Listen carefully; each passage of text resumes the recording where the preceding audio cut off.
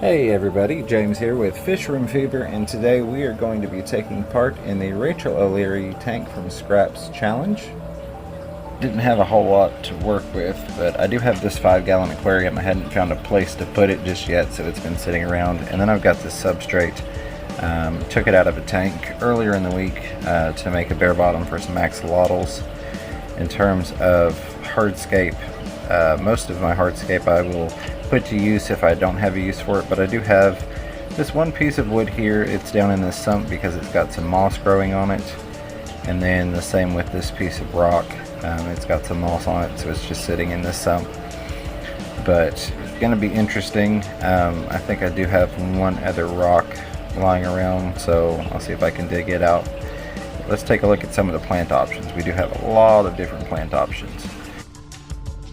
So here are a couple things from one of the tanks. As you can see, plenty to work with. We'll just take a quick look at some of the other tanks. Lots of guppy grass, some more moss balls, guppy grass, and then I've got this plant down here hiding underneath the guppy grass. Java moss, a lot more Java moss. Lots of shrimp in here, amongst other things.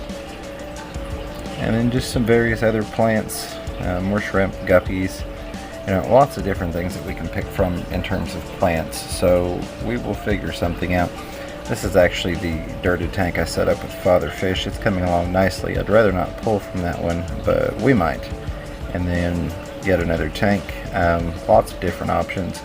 So we'll see. I'm not entirely sure where I'm going to go with the plant aspect of this. So we do have the substrate in the tank. I did pick out most of the larger pieces of lava rock. As you can see, there are still some smaller pieces in there, but I'm not going to go through and dig out every single one of them. I am finding the challenge of a background. Normally I would paint the back of my aquariums black, but since I'm out of spray paint and we have to work with what we've got, I did manage to dig out this one piece of old just generic background. I think I can cut a decent piece out of it that will look nice. So let's give that a shot and see what we come up with.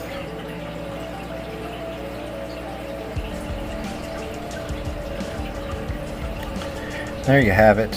This is very quickly becoming the shopping list challenge. I did find out after I cut that piece that I don't have any office tape, which I would normally use to attach the background when I do use one, so I ended up using some shipping tape. It'll work well enough, but yet another thing to add to the list when I do get to the store, along with the black paint. So we've got a lot of different ways that we could go with filtration. We could do a box filter, we could do a hang-on back, sponge filter. I'm thinking aquarium co-op sponge filter for the win. I do have the sponge part of this in another tank. That way the beneficial bacteria stays wet, it doesn't get dried out and killed, while I am trying to figure out exactly what I'm going to do with this Scape setup. So I do know I want to go to the back corner with the sponge filter, and then I have got one large piece of rock.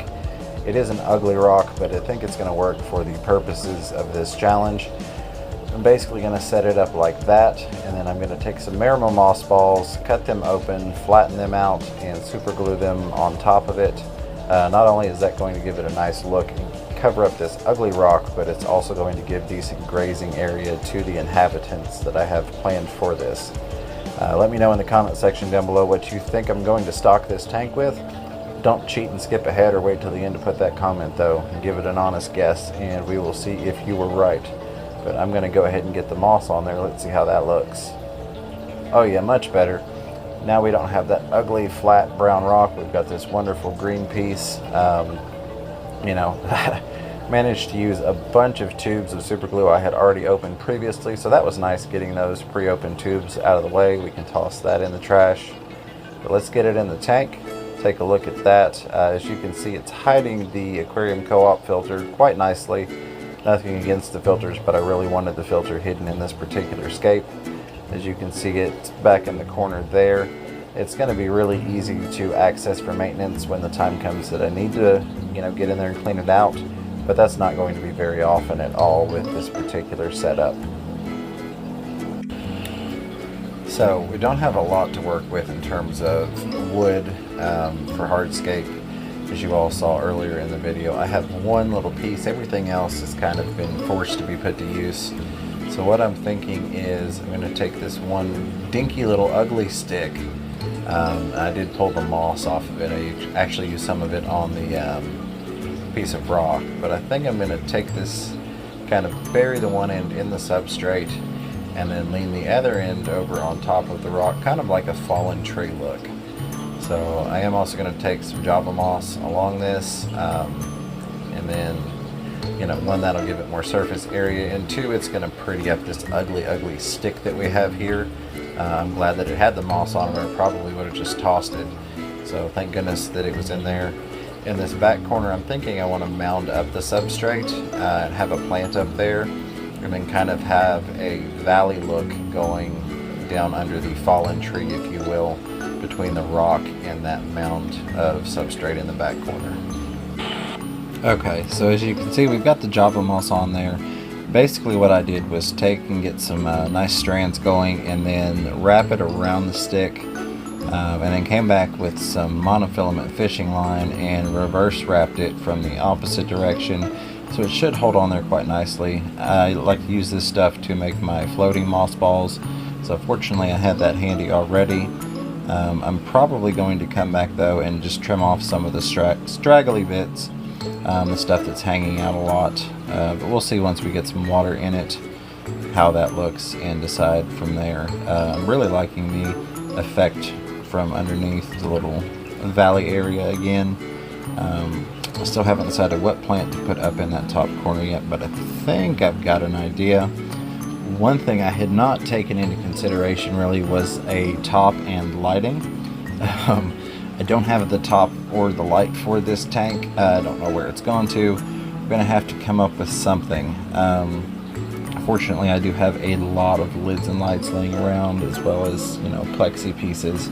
Another thing that I'm thinking is potentially some botanicals. I don't know exactly what I've got that would be considered scrap. I do have some botanicals that are in another tank that I didn't necessarily, I was going to replace them. I was going to pull them out and put some new botanicals in their place, just because I didn't like the way they looked in that scape. So I guess that would count as scrap or discarded, because I was going to remove them from another tank. But we'll take a look and see. There are some things I'll probably end up adding to this tank after the challenge that don't fall into being scrap. But we'll go ahead and get this part of it done, get the scrap section over with, and see what we can come up with. Hopefully it ends up looking nice. I think it will. I'm really liking the look so far. I'm really glad that Rachel put this challenge out, because this has been a blast. It's really made me do a lot of thinking and get creative with some stuff. You know, just try some old things that I hadn't done in a while. Let's see what we can scrounge up for lighting in here. I'm sure I can come up with something. There we go. Yeah, it's not the perfect fit. It's actually for a 10-gallon aquarium. I've been blessed that a lot of my 10-gallon tanks I purchased used, so they had lids and lights.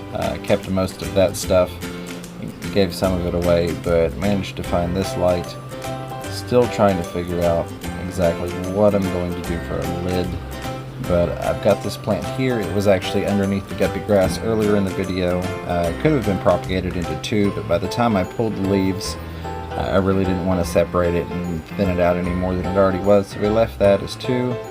Again, not sure exactly what I'm going to do for a lid on this, but I will come up with something. I just really don't want it to be open top and have the surface agitation or the bubbles from the filter popping up onto the light.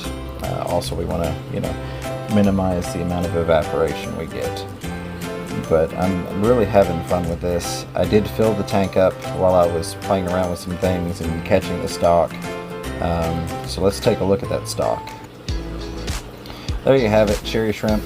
I'm sure some of you probably already guessed it, given the mention of grazing on the various plants and surfaces.